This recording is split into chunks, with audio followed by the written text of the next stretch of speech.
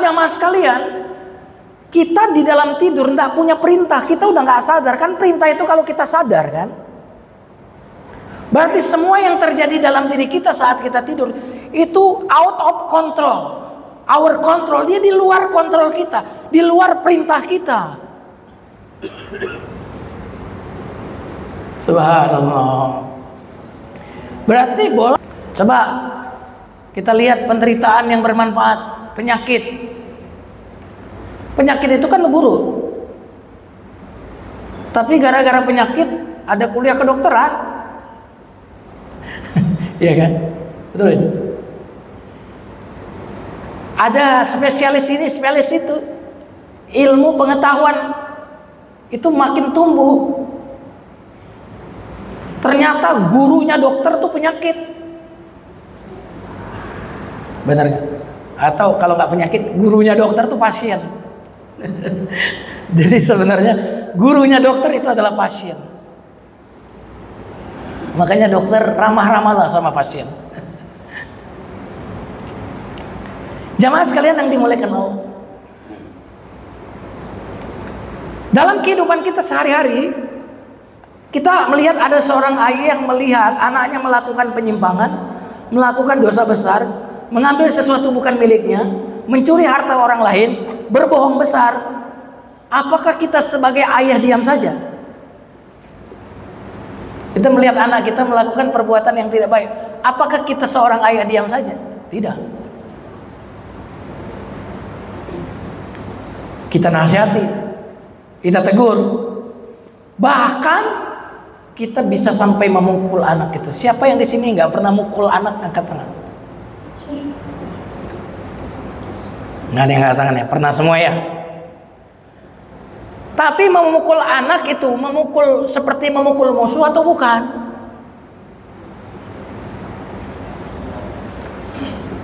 Tidak, memukul anak itu pukulan kasih sayang, pukulan pendidikan. Padahal kita ayah yang dipercikan oleh Allah sifat sayang. Sementara Allah Maha Penyayang. Kita saja tidak pernah memarahi anak untuk menyakiti anak. Tidak pernah kita memukul anak untuk menyakiti anak. Lalu bagaimana dengan Ar-Rahman, Ar-Rahim, Maha Pengasih, Maha Penyayang? Mana mungkin dia kemudian memukul kita, menjewer kita untuk menyakiti kita? Hasya lillah, mustahil.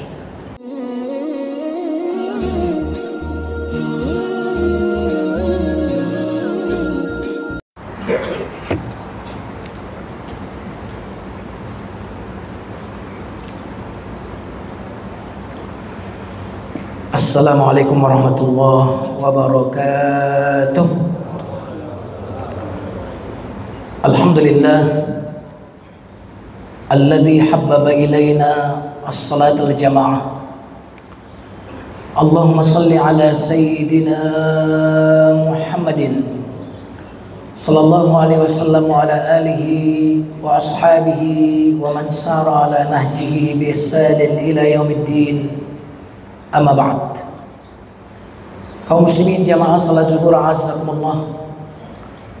Sebelum masuk ke materi kajian Asmaul Husna, mari kita awali kajian kita dengan doa terlebih dahulu. Mari tangadakan tangan semuanya. Astaghfirullahalazim, astaghfirullahalazim, astaghfirullahalazim.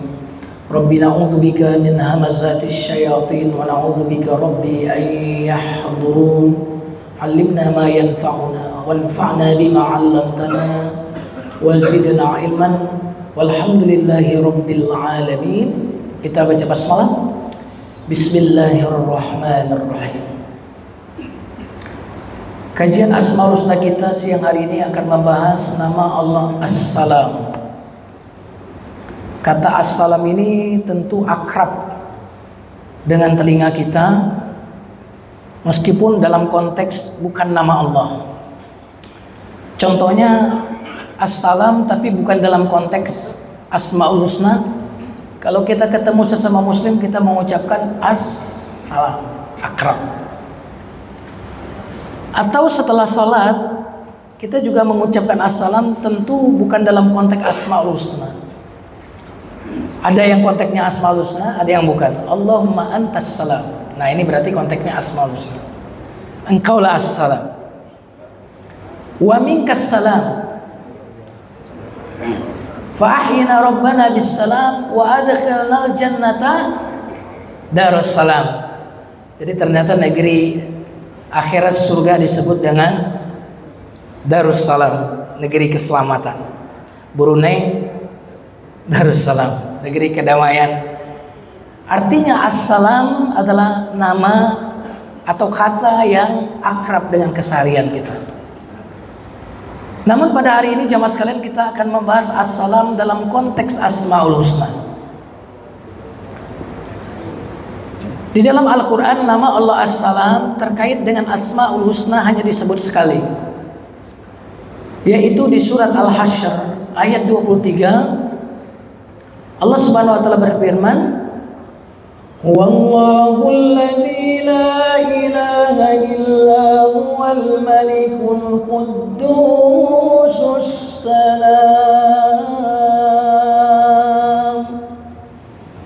Dialah Allah yang tidak ada yang berhak disembah dengan kebenaran kecuali Dia, Al-Malik, Raja. Sudah kita bahas Al-Malik. Yang belum, yang tidak sempat ikut, silakan buka di channel YouTube Masjid Nur Barakah. Al-Quddus juga sudah kita bahas, ada di channel YouTube kita. Lalu Allah menyebut As-Salam, Asmaul Husna.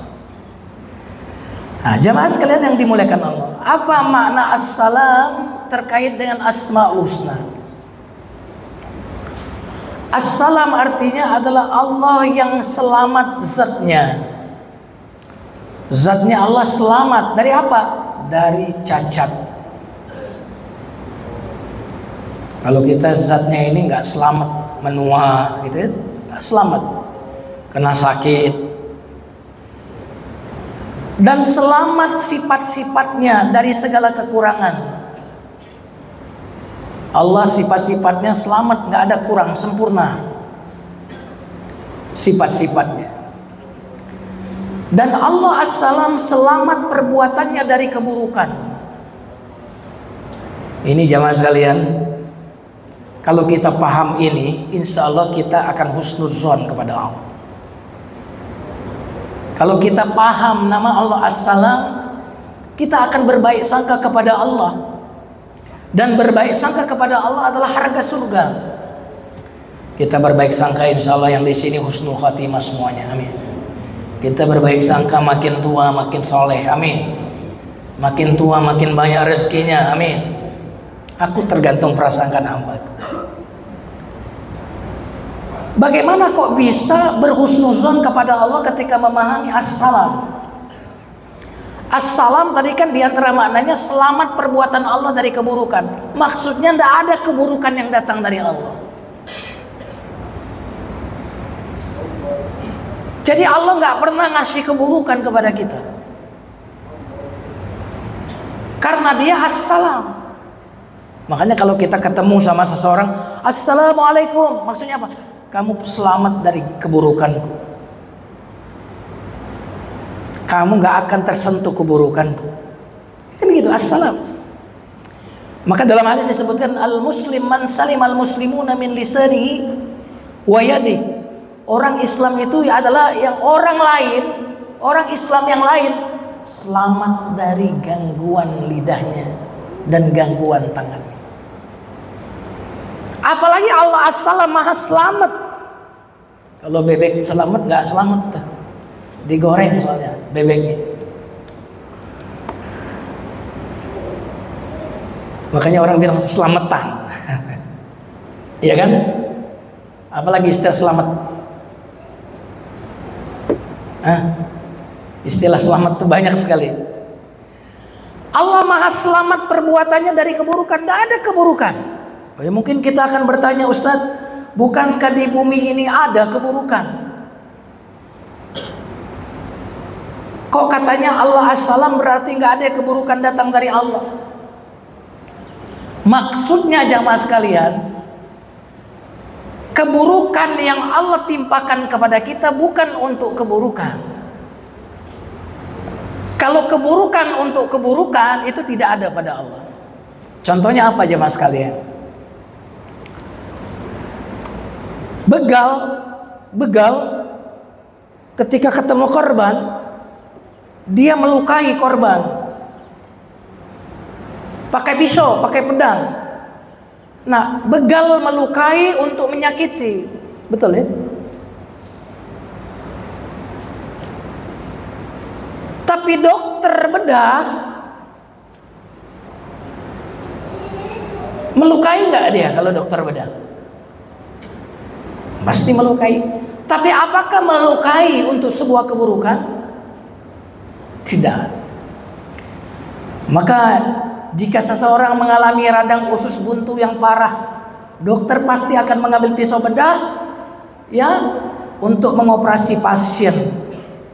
Dokter membelah daging, mengalirkan darah, lalu memberikan obat bius pada pasien. Lalu setelah bius itu hilang efeknya, pasien merasakan sakit. Apakah dokter menginginkan untuk melukainya? Tidak. Apakah dokter ingin menyakitinya? Tidak. Dokter justru ingin mengobatinya melalui luka tadi. Melukai bukan untuk melukai. Nah, jemaah sekalian yang dimuliakan Allah Subhanahu wa taala. Maka pasien-pasien yang sadar betul dia datang justru ke dokter. Dokter, silakan operasi saya. Lihat. Kenapa kok dia husnuzon sama dokter? Kan akan dilukai. Oh, karena dokter ini melukai bukan untuk menyakiti, melukai untuk mengobati. Luka sih buruk, sakit buruk, tapi keburukan untuk sebuah kebaikan yang lebih besar. Maka Allah Subhanahu wa taala ya memberikan kepada kita mungkin sesuatu yang tidak kita suka, sesuatu yang mungkin kita benci, maka sesungguhnya sesuatu yang kita tidak suka tadi Allah datangkan demi sebuah kebaikan yang lebih besar. Subhanallah. Demi kebaikan yang lebih besar. Jadi keburukan yang dilakukan untuk keburukan itu tidak ada terjadi pada Allah, karena Dia As-Salam. Tapi keburukan untuk kebaikan itu yang terjadi pada Allah Subhanahu wa taala. Nah, pemahaman seperti ini jamaah sekalian membuat kita tangguh di dalam musibah. Membuat kita tegar di dalam ujian-ujian hidup, karena Allah menguji bukan untuk menyakiti. Allah memberikan sesuatu yang kita tidak sukai bukan untuk menyakiti, tetapi untuk salam, untuk menyelamatkan kita.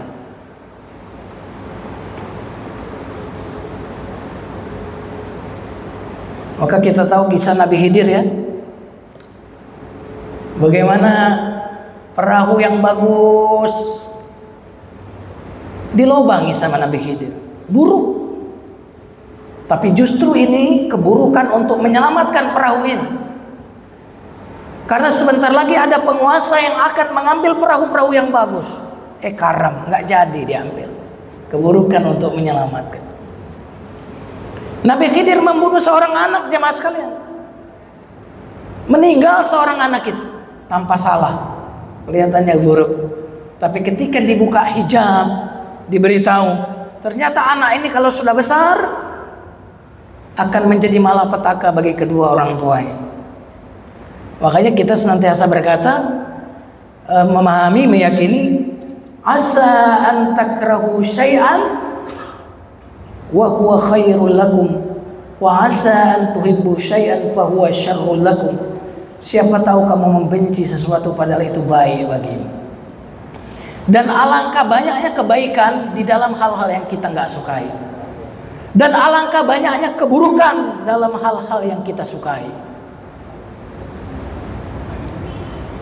Jemaah sekalian yang dimuliakan Allah,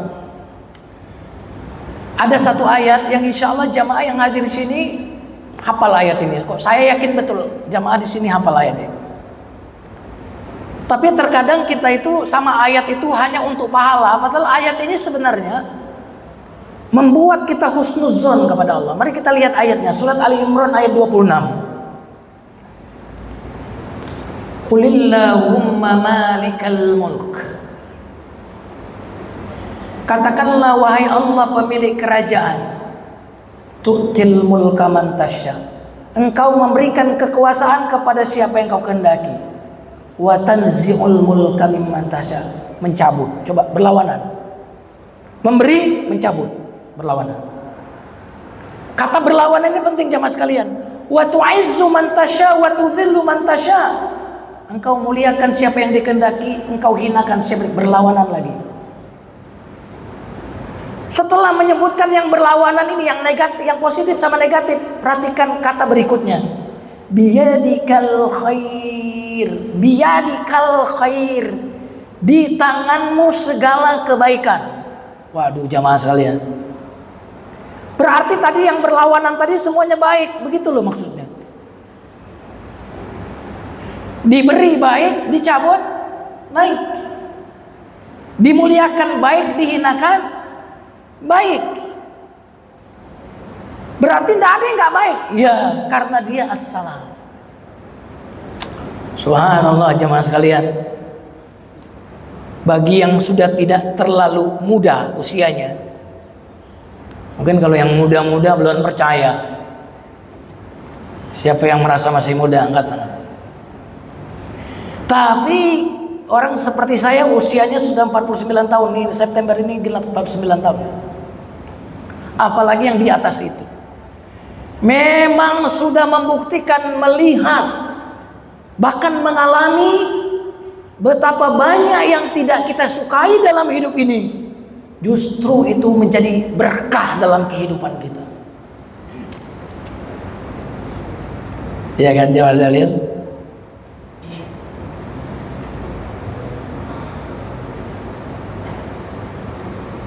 Mari kita lihat ayat tadi.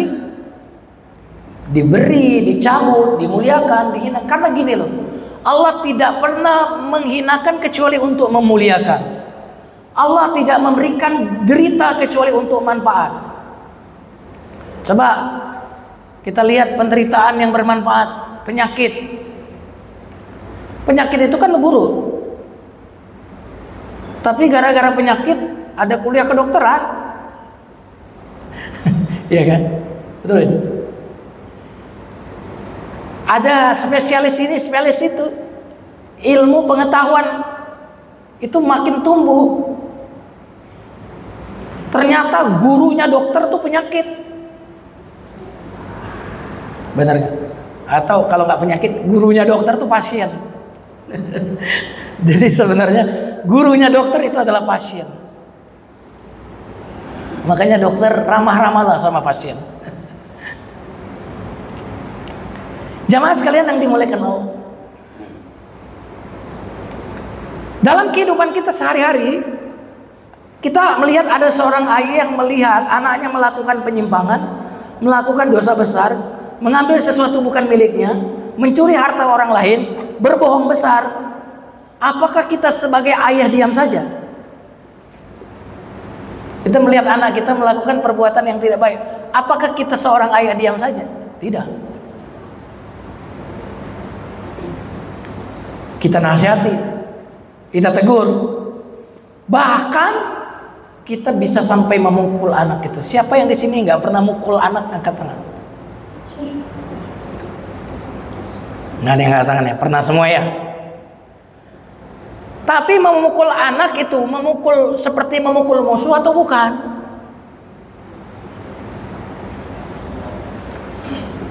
Tidak, memukul anak itu pukulan kasih sayang, pukulan pendidikan. Padahal kita ayah yang dipercikan oleh Allah sifat sayang. Sementara Allah Maha Penyayang. Kita saja tidak pernah memarahi anak untuk menyakiti anak. Tidak pernah kita memukul anak untuk menyakiti anak. Lalu bagaimana dengan Ar-Rahman, Ar-Rahim, Maha Pengasih, Maha Penyayang? Mana mungkin dia kemudian memukul kita, menjewer kita untuk menyakiti kita? Hasya lillah, mustahil.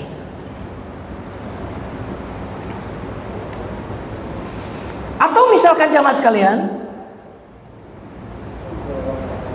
ada seorang ayah datang kepada anaknya yang nggak buat salah. Ini anak nurut, sholat, sekolah, ngaji. Lalu kira-kira mungkin nggak seorang ayah tiba-tiba memukul anaknya ini?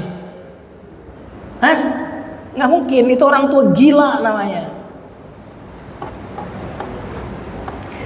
Lalu kalau kita on the track, baik-baik saja,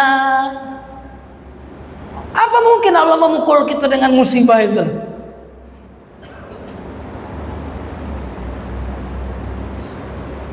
Anak tadi dipukul kalau melanggar. Nggak melanggar, ngapain dipukul? Dan dipukul itu karena dia melanggar agar dia kembali ke jalan yang benar. Subhanallah, jemaah sekalian yang dimuliakan Allah. Ayah yang biasa saja seperti kita ini, maha suci. Ya, suci bukan maha suci. Suci dari menyakiti anak tanpa satu sebab, memukul anak, memarahi anak tanpa satu sebab. Lalu bagaimana dengan Allah? Mustahil dia memukul kita, memberikan kesulitan dalam hidup kita, kecuali untuk kebaikan kita.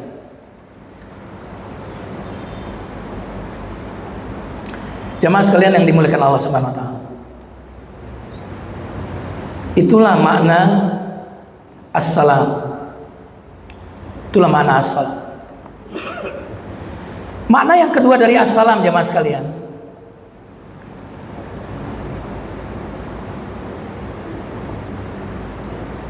makna yang kedua dari assalam adalah Allah yang maha memberikan keselamatan.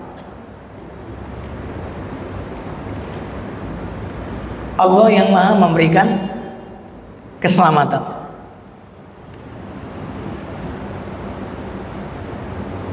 Nah, saya ingin jamaah sekalian, nama Allah As-Salam memberi keselamatan ini,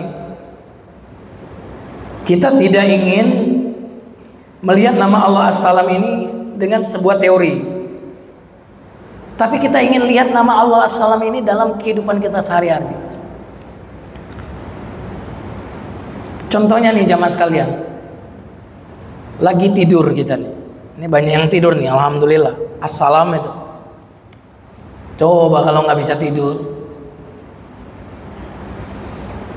waktu kita tidur, ludah kita itu kan banyak ya di dalam mulutnya, betul nggak? Ketika ludah ini banyak di dalam mulut, maka saraf rasa itu mengirim ke otak. Lalu otak memerintahkan untuk membuka tenggorokan, lalu kita telan. Assalam. Contohnya lagi jamaah sekalian, kalau kita tidur, bagian yang bawah ditindih oleh fisik kita, ini kan yang tertindih ini akan menyumbat, kalau kelamaan akan menyumbat saluran kelancaran darah. Dan manusia bisa mati gara-gara itu. Apa yang Allah lakukan assalam? Surat Al-Kahfi. Wa nuqallibuhum dzatal yamini wa dzatal shimal. Wa kalbuhum basitun dhira'ihi bil wasid.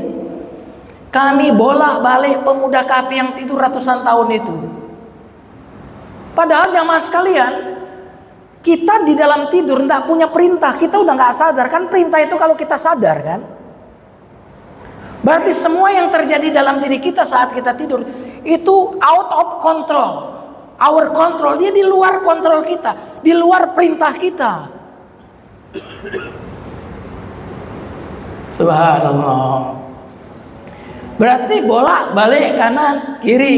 Siapa yang membolak-balikkan? Kenapa dia bolak-balikan? Supaya kamu selamat, tidak berhenti saluran napas, saluran darah kamu itu. Kalau Ashabul Kahfi itu bukan hanya itu jamaah sekalian, karena orang kalau kelamaan nggak dibolak-balik nanti kulitnya rusak. Maka orang-orang yang memelihara orang tuanya,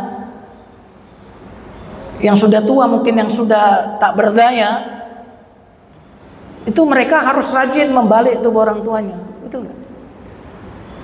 Karena nanti pas kalau jarak nggak rajin anaknya, pas kita balik itu udah bolong itu bagian badannya. Saya pernah menyaksikan itu. Kenapa anaknya nggak bolak-balik gitu? Selain itu bolak-balik itu agar kita tidak jatuh. Makanya di kasur coba lihat, kita udah balik ke sini, kalau kita balik lagi ke sana jatuh kita. Tapi Allah balik ke sini, balik ke sini. Subhanallah, di waktu tidur pun Allah as-salam menjaga keselamatan kita jamaah sekalian.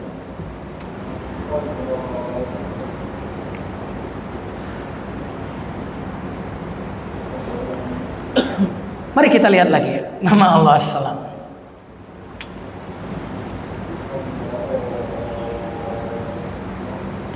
Di dalam telinga kita ini ada sistem keseimbangan.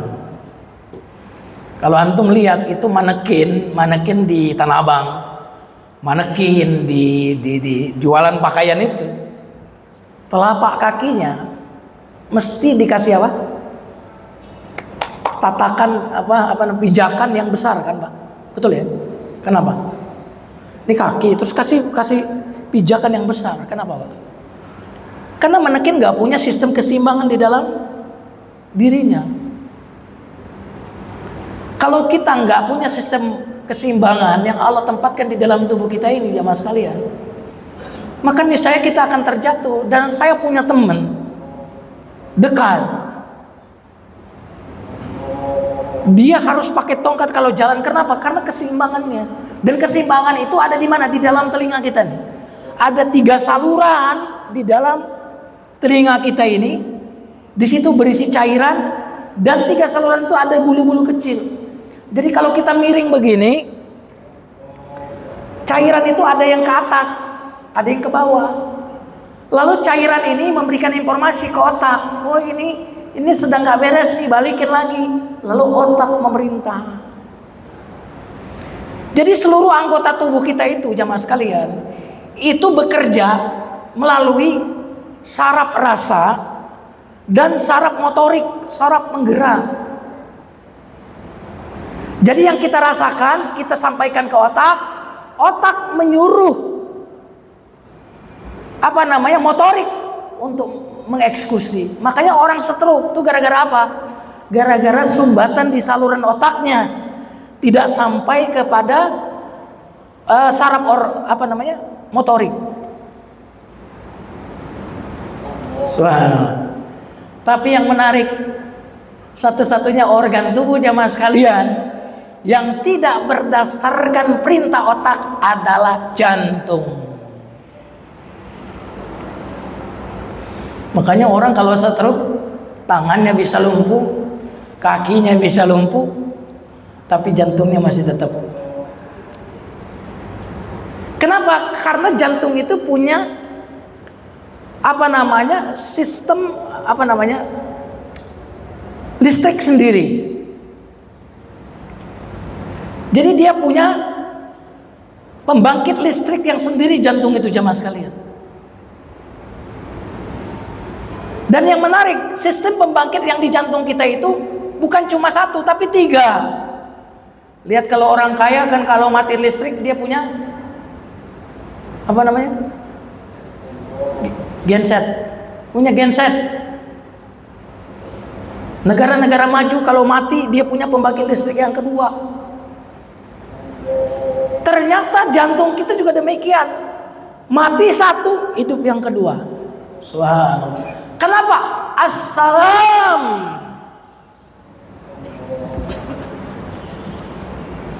Jamaah sekalian yang dimuliakan Allah, saya mau tanya ke antum semua. Kira-kira kita punya ginjal 1 cukup nggak? Punya ginjal 1 cukup nggak? Ada yang jawab ya? Kalau ginjal si bapak A dikasih ke orang lain 1, cukup nggak 1 ginjal? Cukup apa nggak jemaah? Ini kan pengetahuan umum ini. Cukup. Bahkan kalau 1 ginjal ini 9/10-nya kata sebagian ahli itu rusak. Tapi 1% masih bagus, itu masih bisa. Berarti jamaah sekalian, Allah itu memberi kita lebih dari yang kita butuhkan.